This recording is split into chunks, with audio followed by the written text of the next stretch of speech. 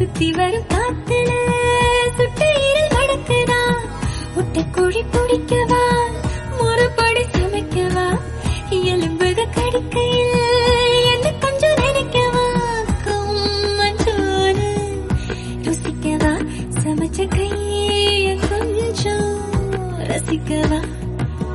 முடக்கத்தா ரசம் வச்சு முடக்கத்தான் பாக்குறேன்